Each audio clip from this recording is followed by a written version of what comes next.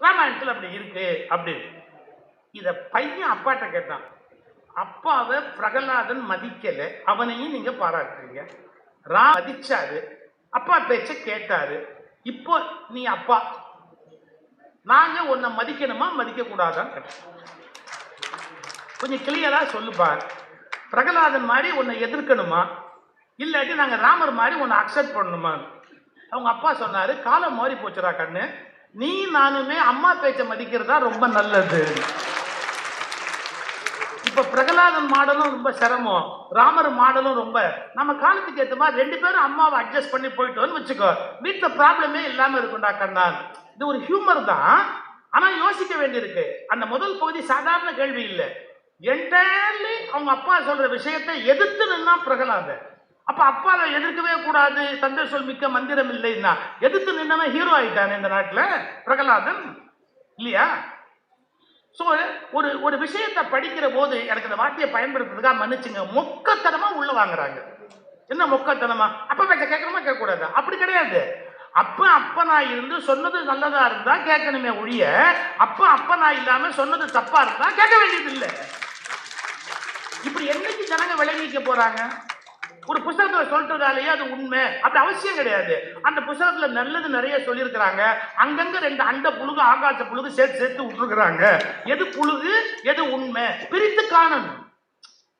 கேட்டல் தெளிதல், ஒரு விஷயத்தை நம்ம தெளியணும். சிந்தித்தல், கேட்டல் சிந்தித்தல், ஒரு சிந்திக்கணும். தெளிதல், அப்புறமா உன்னை அக்செப்ட் பண்ணணும். நிட்டை கூடுதல், நிட்டை கூடுதல்னா அதை ஏத்துக்கிறது, பின்பற்ற தொடங்குறது, நிஷ்டை கூடுதல். அப்படித்தானே ஒரு புத்தகத்தை படிக்கணும். ஒவ்வொரு காலகட்டத்தில் ஒவ்வொரு உண்மைகளை நாம் அப்படி புரிந்து கொள்வதற்கு பழக வேண்டும். இந்த உணர்வோடு ஒரு நூலை எடுத்து படிக்கிற போது சில உண்மைகளை நாம தேடணும். ஆனா ஒன்று மட்டும் மாறாது, உலகம் உள்ள வரையில அன்பு, இரக்கம், கருணை, பிறருக்கு பிறரிடத்துல மதிப்பு காட்டுதல், இது போன்ற பண்பு நலன்கள் எத்தனை நூற்றாண்டானாலும் மாறவே மாறாது.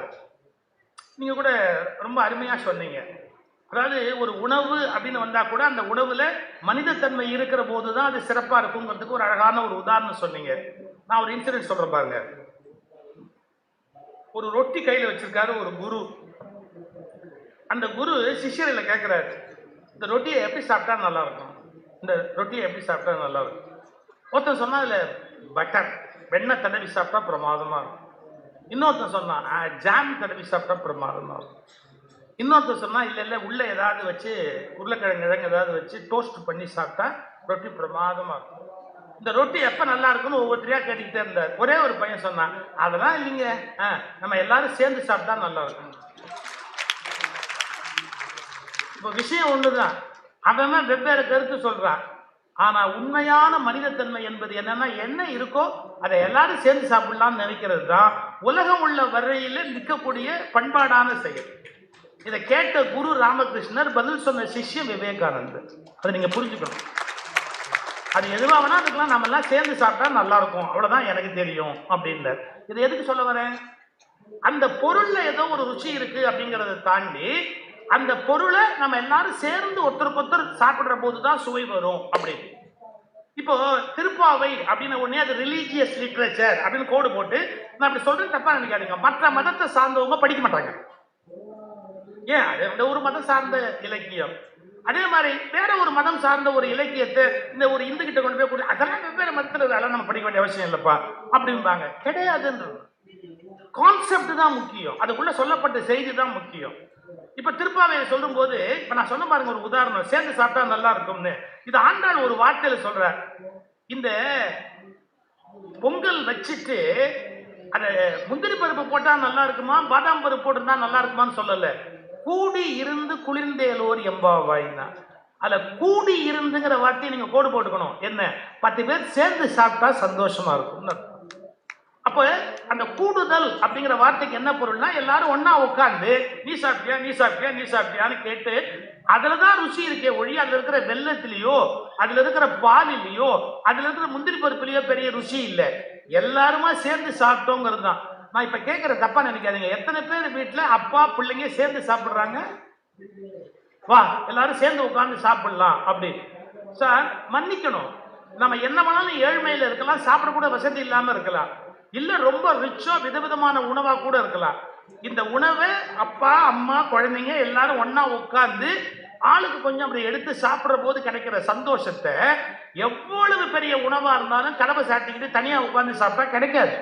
இதை நம்ம பூரணமா புரிஞ்சுக்கணும். எனக்கு இன்னும் நல்ல நினைவு இருக்கு. சில நாள் ராத்திரி சாப்பாடு மோர் சாதம் மட்டும்தான் இருக்கும். எங்க அம்மா வெறும் கையில பிசைஞ்சு அந்த சாதத்தை உருட்டி எல்லா பிள்ளைகளையும் வரிசையா உட்காந்து வச்சு, நான் எங்க வீட்டுல 6 பேர் பிள்ளைங்க, அப்படியே எல்லாத்துக்கும் உருட்டி ஒருத்தருக்கு கையில போடுவாங்க. நாங்க சாப்பிடுவோம். நான் ஒரு நாள் கூட அம்மாவை குறை சொன்னது கூட கிடையாது.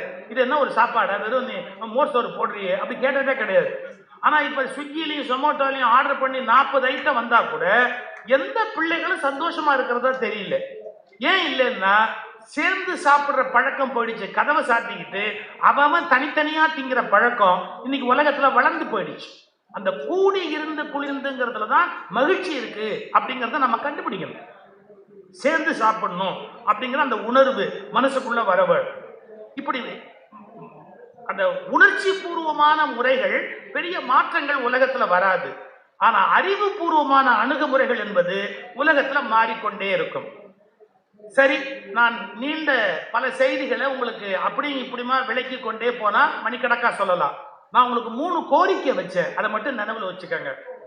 பொது புத்தியில் கட்டமைக்கப்பட்டவை உண்மை என்று நம்பாதீர்கள். உங்கள் சொந்த சூரியனை உள்ளிருக்கக்கூடிய அறிவை முழுமையாக பயன்படுத்தி அதில் எது சரி எது தவறு என்பதை கண்டுபிடியுங்கள். 2, நீங்களாக புத்தகங்களை தேடி படிக்கிற பழக்கத்தை வளர்த்துக் கொள்ளுங்கள். காரணம், எல்லா உண்மைகளையும் இன்றைக்கு வெளிப்படையாக பேச முடியாது. ஒரு மெல்லிய பூட்டு எல்லாருடைய நாவிலும் போடப்பட்டிருக்கிறது. அதனால் நீங்களாக உண்மைகளை படிக்க பழகிவிட்டால் அவற்றை பேசி சிக்கலுக்கு உள்ளாக வேண்டிய கஷ்டம் எங்களுக்கு இல்லை. நீங்களாகவே உண்மைகளை கண்டறிந்து விடுவீர்கள். எனவே புத்தகங்களை படியுங்கள். அதில் 3வது சிபாரிசு, பிடித்த புத்தகங்களை மட்டும் படிப்பது என்பது நூலை வாசிக்கிற வழக்கம் அல்ல.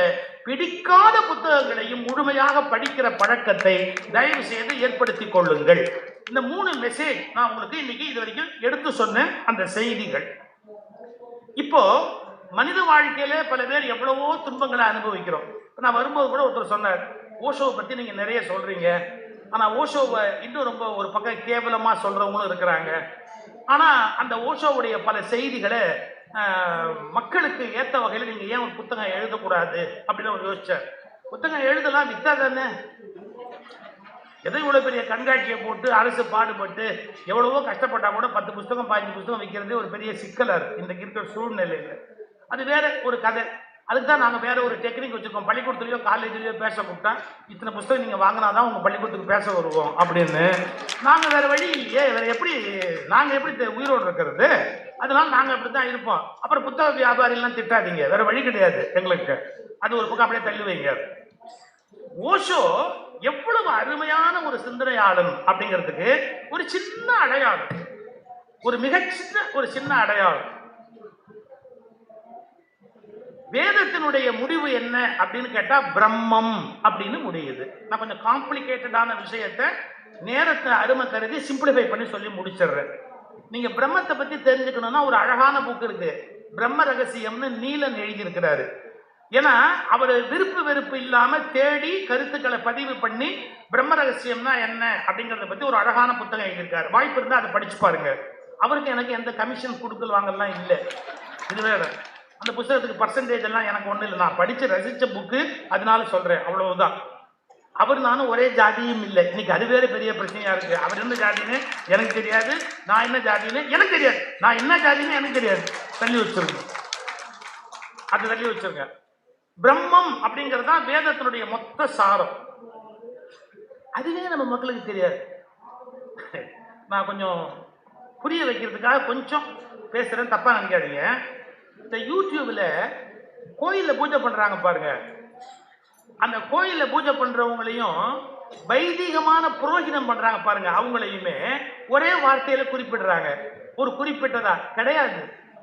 அவர்கள் வகுப்புல பிரிக்கப்பட்ட முறையில அது வேறு ஒரு வகையான வர்ணம், வேறு ஒரு வகையான பிரிவின் கீழே வருது. கோயில்ல பூஜை பண்றவங்க, நம்ம ஊர் கோயில்ல பூஜை பண்றவங்க அவங்க வேற. அவர்களுக்கு சிவபிராமணர்கள்னு பேரு, அதை தவிர நான் சொன்னா நீங்க அதிர்ச்சி அடைவீங்க. எப்படின்னா, ஃபார்வர்ட் கம்யூனிட்டிங்கிற லிஸ்ட்ல கூட வராம பேக்வர்ட் கம்யூனிட்டிங்கிற போட்டால அவங்க வேலை வாங்க முடியும். எம்ஜிஆருடைய பீரியட்ல சவுந்தர கைலாஸ் அம்மா அவங்களுடைய முயற்சியினால பல பேருக்கு வரலாறே தெரியாது. எம்ஜிஆர் அவருடைய பீரியட்ல சவுந்தர கைலாஸ் அம்மா அவருடைய முயற்சியினால பேக்வர்ட் அப்படிங்கிற கம்யூனிட்டியில அவர்கள் தங்களை பதிவு பண்ணாங்க. ஸோ நீங்க வேலை சலுகை மற்றதெல்லாம் வாங்கும் போது அவங்களால வாங்கிக்க முடியும். ஐ திங்க் மோஸ்ட் பேக்வர்டா இல்ல பேக்வர்டான்னு தெரியல, பட் அதுக்கான வாய்ப்பு இருக்கு, அவங்க வாங்கிக்க முடியும். நீங்க கொஞ்சம் யோசிக்கணும். வெளியிலேருந்து பார்க்கும்போது மொத்தமா நம்ம பூசி மொழிகிடுறோம். கொஞ்சம் நுட்பமா பார்க்கணும், என்ன நடக்குது அப்படிங்கிறத பார்க்கணும். இப்ப நான் அறநிலையத்துறையில இருக்கிறேன். அறநிலையத்துறையில 40 ஆண்டுகளுக்கு முன்பு நான் கோயிலுக்கு போற போது பார்த்திருக்கிறேன். பாருங்க, செந்தில் ஆண்டவர் திருக்கோயில்னு எழுதியிருக்கோம். திருச்செந்தூர்ல செந்தில் ஆண்டவர் திருக்கோயில்னு இருக்கும். பழனிக்கு போனீங்கன்னா பழனி ஆண்டவர் திருக்கோயில் அப்படின்னு இருக்கும். மருதமலைக்கு போனீங்கன்னா மருதமலை ஆண்டவர் திருக்கோயில் அப்படின்னு இருக்கும். நான் பார்த்திருக்கிறேன் சின்ன வயசுல. நீங்க இந்த நுட்பத்தை கவனிச்சாதான் உங்களுக்கு உண்மை புரியும். மருதமலை ஆண்டவர் திருக்கோயில், பழனி ஆண்டவர் திருக்கோயில், செந்தில் ஆண்டவர் திருக்கோயில். இப்ப நீங்க எந்த கோயிலுக்கு போனாலும் சுப்பிரமணிய தேவஸ்தானம்னு தான் இருக்கும். யாருக்காவது புரிஞ்சுதா என்ன நடந்ததுன்னு? என்ன நடக்குதுங்கிறது யாருக்காவது புரிஞ்சுதா? பழனி ஆண்டவர் திருக்கோயில் தமிழ் சமஸ்கிருதம் மட்டுமே இல்லை, அதுக்குள்ள ஒரு பெரிய வரலாறே உள்ள இருக்குது. பழனி ஆண்டவர் திருக்கோயில், செந்தில் ஆண்டவர் திருக்கோயில், மருதமலை ஆண்டவர் திருக்கோயில்ங்கிற எல்லாம் மாற்றப்பட்டு சுப்பிரமணிய தேவஸ்தானம் அப்படின்னு மாற்றப்பட்டிருக்கு. இதுல மிகப்பெரிய வரலாற்று பிழை நிகழ்ந்திருக்கு, மிகப்பெரிய வரலாற்று மாற்றம் கொண்டு வரப்பட்டிருக்கு. ஒண்ணுமே மக்களுக்கு தெரியலையே, என்ன நடந்திருக்குது, என்ன வேலை நடக்குது யாருக்குமே தெரியலையே. அப்போ நீங்களா தேடி தேடி தேடி ஆழமான விஷயங்களை படிச்சாதான் சில நுட்பங்களை நாங்க வாயை திறந்து சொல்ல முடியாது. சொன்னா என்ன வரும்னு கேக்குறீங்களா? எனக்கு வர பிரச்சனையை பத்தி கவலை இல்லை. அது சாதாரணமா வயசா மனுஷன் போய் சேர வேண்டியதுதான். எத்தனை பிரச்சனை வந்தாலும் பார்த்துட்டு போகலாம். அது மூலமா சமூகத்திலேயே பிரச்சனை வரும், மக்களுக்குள்ளேயே பிரச்சனை வந்துடும். அது வேண்டாமேங்கிறதுக்காக நாங்க அடக்கி வாசிக்கிறோம். நீங்களா தேடி கண்டுபிடிச்சிட்டீங்க அப்படின்னு சொன்னா என்ன ஒரு மாற்றங்கள் இங்க நிகழ்ந்து கொண்டு இருக்கிறது அப்படிங்கறது நீங்க புரிஞ்சுக்க முடியும். இன்னும் இவ்வளவு நாளைக்கு அப்புறமும் பாருங்க, வைதிக சமயம்னா என்ன, சனாதன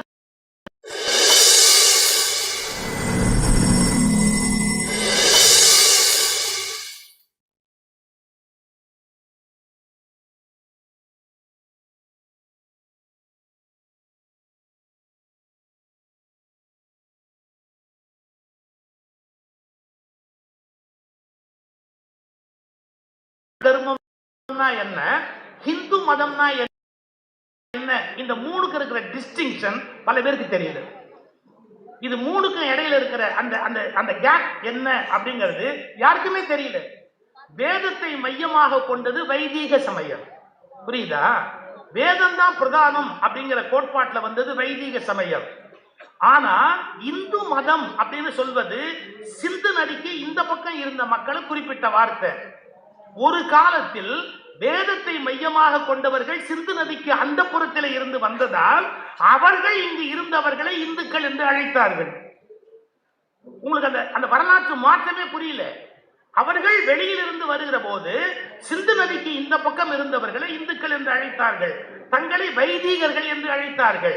பிறகு வைதீக மதம் தான் இந்து மதம் அப்படிங்கிற ஒரு இணைப்பு ஏற்பட்டது.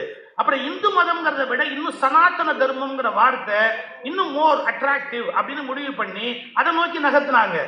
இதுக்குள்ள என்ன நடக்குது, இதன் விளைவு என்ன ஆகும், இதனால பொதுமக்களுக்கு என்ன விதமான பாதிப்பு ஏற்படும் யாருக்குமே புரியல. என்ன புரியல? எல்லாம் ஒண்ணு தானே சார், ரிலிஜன் தான், எல்லாமே பிரம்மம் தானே, எல்லாமே பிரம்மம் தானே. ஆமா, அப்ப அல்லாவும் பிரம்மம் தான், கர்த்தரும் பிரம்மம் தான். உலகத்துக்குள்ள மதத்துல சண்டையே இருக்க வேணாமே. அது எப்படி இந்தியாவுக்குள்ள இருக்கிற சாமி எல்லாம் மட்டும் பிரம்மம், இந்தியாவுக்கு வெளியில இருக்கிற சாமி எல்லாம் பிரம்மம் இல்லைன்னு எந்த நூல்லையாவது எழுதியிருக்க?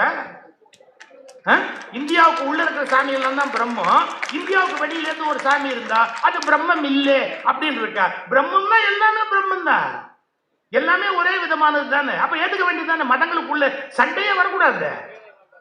ஆனா வருது வருது. அப்ப நம்ம இதை எப்படி முடிவு பண்றது? அப்போ சொல் வேறு செயல் வேறு பட்டார், திருவள்ளுவர் எழுதுறார் பாருங்க, சொல் வேறு செயல் வேறு பட்டார். இத நீங்க தான் படிச்சு புரிஞ்சுக்கணும். என்ன உண்மையான வரலாற்று உண்மை, என்ன மாற்றங்கள் நிகழ்த்தப்பட்டு இருக்கிறது அப்படிங்கிறதெல்லாம் தேடி படிப்பதற்கு முயற்சி பண்ண வேண்டும். அதற்கு நீங்கள் உங்களுடைய இந்த புத்தக கண்காட்சியை, திருவிழாவை முறையாக பயன்படுத்த வேண்டும் என்பதுதான் என்னுடைய விண்ணப்பம். நீங்கள் எல்லா புத்தகங்களையும் உங்களுக்கு விருப்பமில்லை என்றாலும் தெளிவாக நிதானமாக படிக்கிற பழக்கத்தை ஏற்படுத்தி கொண்டு உண்மைகளை நீங்களாக கண்டறியுங்கள். நான் சொல்வதற்காக நம்ப வேண்டாம், யாரோ சொன்னதற்காக நம்ப வேண்டாம், எவரோ சொன்னதற்காக நம்ப வேண்டாம். நீங்களாக உண்மைகளை தேடி கண்டுபிடியுங்கள் என்பதை மட்டும் என்னுடைய விண்ணப்பமாக உங்களுக்கு தெரிவித்து வாய்ப்புக்கு நன்றி பாராட்டி விடைபெறுகிறேன். வணக்கம்.